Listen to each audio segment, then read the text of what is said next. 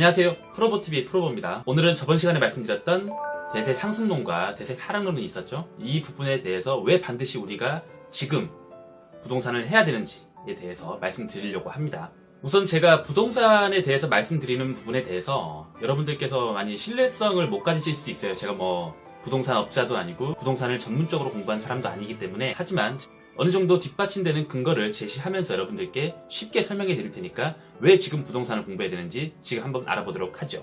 오케이. 대세 상승론과 대세 하락론이 있는데, 이 대세 상승론은 뭐예요?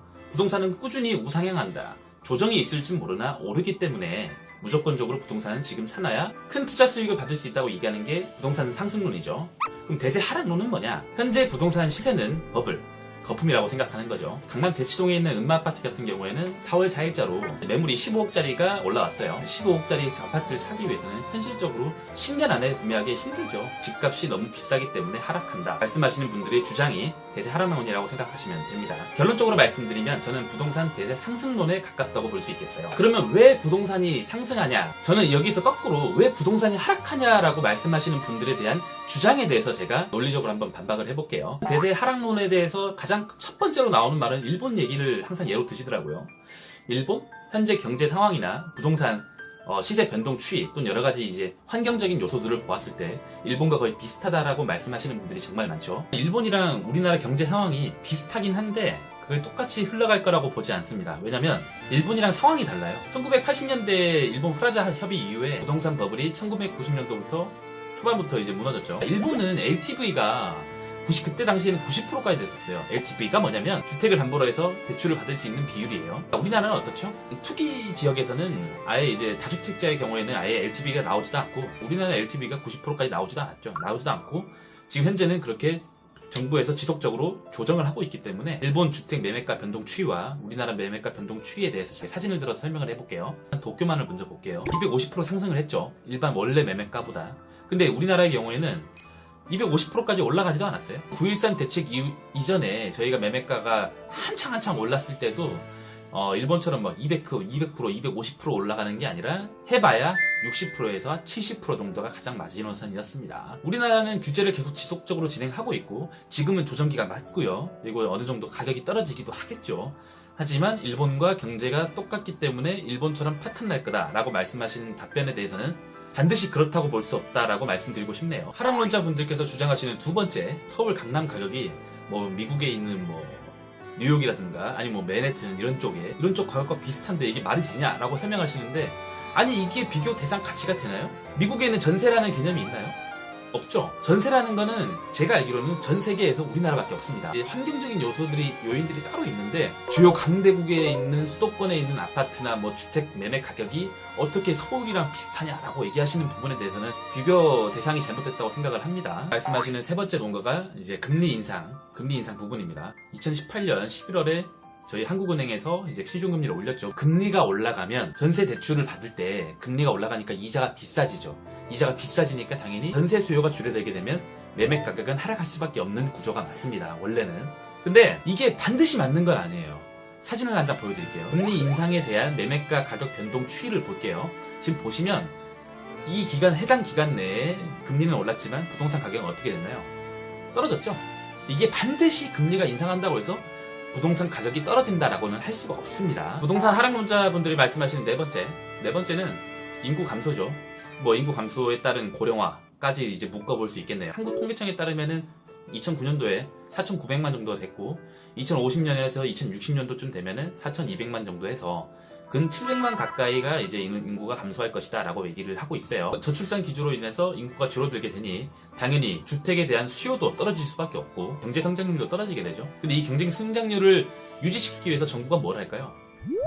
외국에서 수요를 받아들이겠죠. 당연히 이렇게 말씀하시는 분들도 있어요. 우리나라는 단일 민족 국가이기 때문에 외국인이 들어왔을 때 기피하는 경향이 있다. 어느 정도 인정합니다. 700만 가까이가 인구가 감소한다는 것은 체감할 수 있는 감소 숫자예요. 그러면 여기에서 경제 성장률도 엄청나게 떨어질 수밖에 없습니다. 그럼 정부가 아무런 조치를 하지 않을까요? 그리고 두 번째, 1인 가구가 늘어나는 부분에 대해서는 전혀 고려를 하지 않고 계시죠. 부동산 수요가 줄어들지 늘어날지는 아무도 모르는 거예요. 다섯 번째 하락론자분들께서 말씀하시는 거는 공급 과잉이죠. 공급 과잉. 연평균 3만 가구 정도만 되면 신규 수요에 대해서 충분히 충당할 수 있어요. 근데 지금은 뭐 서울에만 4만 5천 막 이렇게 막 떨어지니까 지금 곧 있으면 강동에서도 이제 입주 퍼레이드 시작될 거고.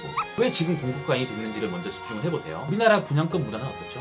보통 분양권을 입주할 때 분양권을 주는 게 아니라 먼저 입주하기 전부터 분양권을 사죠. 그리고 나서 저희가 중도금 상환을 하면서 나중에 최종적으로 입주를 하는 그 기간은 평균 3년 정도가 걸립니다. 3년 전에는 주택이 부족했기 때문에 시공사나 시행사에서 건물을 막 지은 거예요. 그래서 이제 분양이 시작됐고 이제 입주가 진행되는 거예요. 지금 이제 어떻죠? 주택 공급이 과잉됐기 때문에 시공사나 시행사에서 건물을 새로 공급하나요? 안 하죠. 당연히 지금 하면은 미분양이 날 확률이 굉장히 높기 때문이죠. 이 시기가 지나고 이 조정기가 지나고 나면 그 다음은 어떻죠? 그때는 다시 공급 물량이 부족해지는 거예요. 이 패턴이 계속 지속되는 겁니다. 다시 말하면 시간 지나면 다시 공급 물량은 부족해집니다. 마지막으로 말씀하시는 것들은 보통 금융 위기가 되겠죠. 간략하게 뭐 우리나라로 치면은 IMF가 있겠고, 아니면 뭐 미국으로 치면은 미국발 서브프라임 모기지 사태, 그리고 일본으로 치면 버블 붕괴 정도가 되겠죠. 이게 오면 떨어지는 건 맞습니다. 당연히 떨어지죠. 근데 이게 와요? 올 수 있나요? 지금 올 수 있는 구조가 맞는지를 여러분들이 확인하셔야 될 사항인 거예요. 뭐냐면, 자, 미국발 서브프라임 모기지 사태에 대해서 간략하게 제가 말씀드리면서 이게 왜 그렇지 않은지에 대해서 말씀드려볼게요.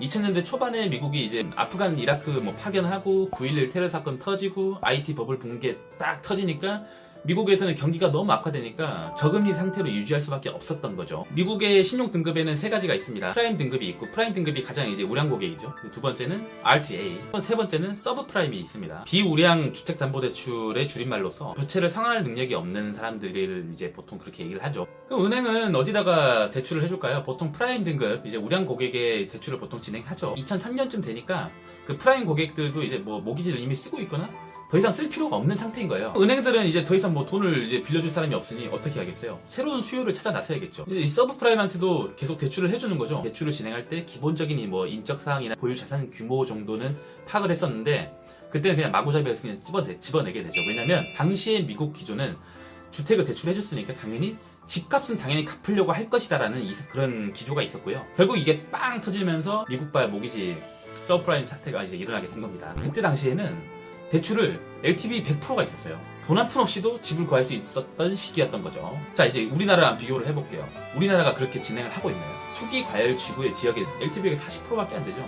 다주택자는 그마저도 안 나옵니다. 규제 자체가 다르고 그런 상황이 일어나지 않게 정부가 잘 관리를 하고 있다라는 게 제 생각입니다. 오케이. 자, 지금까지 부동산 하락론자분들께서 주장하시는 부분들에 대해서 뭐 과거의 일을 들추어내면서 여러분들께 웬만하면 논리적으로 설명드리려고 노력은 해봤는데 지금 제가 여러분들께 드리고 싶은 가장 최우선적인 말, 지금 부동산 공부를 해야 돼요. 지금 2018년도 9월 13일 날 9.13 부동산 정부 규제가 나오고 나서 지금 매수 수요가 굉장히 죽었고 매수자 우위 시장이 되었죠. 지금 주택을 구입하는 건 지금 바보죠, 바보. 부동산 상승이 진행이 되는 그 시기에 여러분들이 투자를 하고 싶으면 지금 시드머니 먹으면서 공부해야 돼요. 그때 가서 베이비 부머 세대를 이길 수 있을 것 같아요. 지금 공부 안 하고. 안 돼, 절대 못 이겨요. 부동산 흐름이 어떻고 어떤 식으로 흘러가는지에 대해서 여러분들이 알고 계시면 부동산 상승 시기에 소규모의 자본으로도 투자할 수 있는 게 되게 많거든요. 예를 들어 뭐 갭 투자라든가 아파트가 안 되면 빌라를 할 수도 있는 거고. 오늘 영상은 여기까지고요. 다음 영상은 부동산의 흐름에 대해서 말씀을 한번 드려볼게요. 부동산이 상승할 땐 어땠고 하락할 땐 어땠고 다시 상승하는. 오늘 영상은 여기까지고요. 좋아요, 구독 꼭 부탁드리겠습니다. 감사합니다. 부동산 상식 증명이 알짜셨다면 좋아요와 구독 버튼을, 내용 증명에 마음에 들지 않으셨다면 싫어요 버튼을 눌러주시고 댓글, 의견 부탁드리겠습니다. 감사합니다.